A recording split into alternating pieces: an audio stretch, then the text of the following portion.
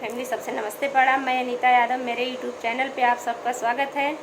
आप सबके बीच बहुत सुंदर, बहुत प्यारा, बहुत अच्छा पति पत्नी के नोक झोंक और चुटकुला नटखट एक नाच गीत लेके आई हूँ।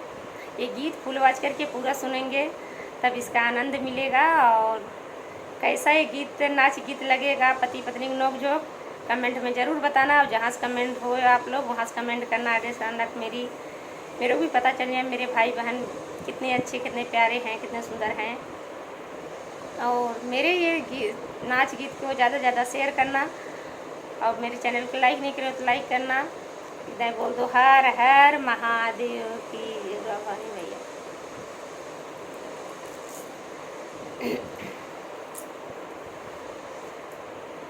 भर दे है राजा तू बलवा सुनाई के, भर दे है राजा तू बोलिया सुनाई के, भर दे है पेट राजा बोलिया सुनाई के, भर दे पेट राजा बोलिया सुनाई के। चली जइबै, अरे चली जइबै नैहर बीरनवा बोलाई के, चली जइबै नैहर बीरनवा बोलाई के, भर दी है पेट राजा बोलिया सुनाई के, भर दी है पेट राजा बोलिया सुनाई के।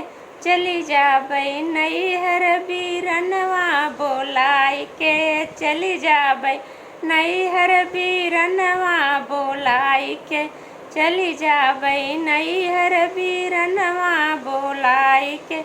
का करी हैं सास जी, का करी हैं ससुर जी, का करी हैं सास जी, का करी हैं ससुर जी, का करी हैं राजा ही गौआ समझाई के, का करी राजा जी गौआ समझाई के।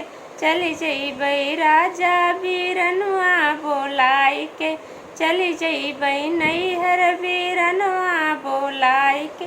भर दी है राजा, भर दी है पेट राजा बोलिया सुनाई के, भर दी है पेट राजा बोलिया सुनाई के। चली जाबै नैहर बीरनवा बोलाई के, चली जाबै नैहर बीरनवा बोलाई के, चली जाबै नैहर बीरनवा बोलाई के। भरती है पेट राजा बोलिया सुनाई के, भरती है पेट राजा बोलिया सुनाई के। चली जाबै नैहर बीरनवा बोलाई के, चली जाबै नैहर बीरनवा बोलाई के।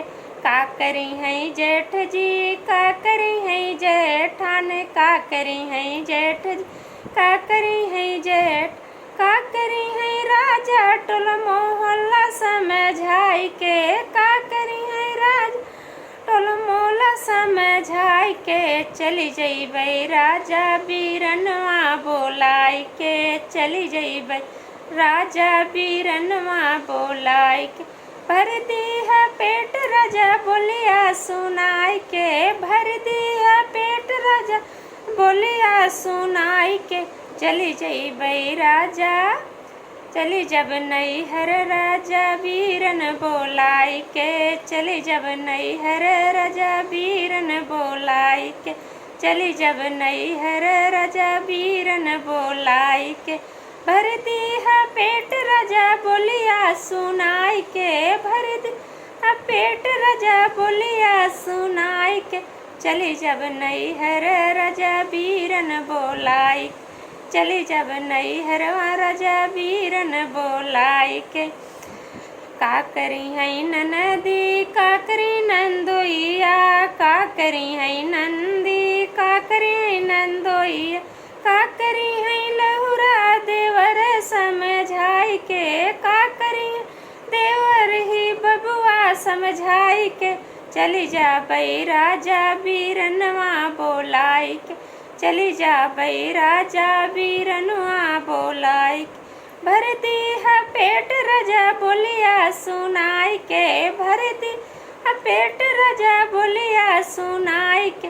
चली जाबै राजा, चली जब नैहर राजा बीरन बोलाई के, चली जब नैहर बीरन बोलाई के, चली जब नैहर बीरन बोलाई के।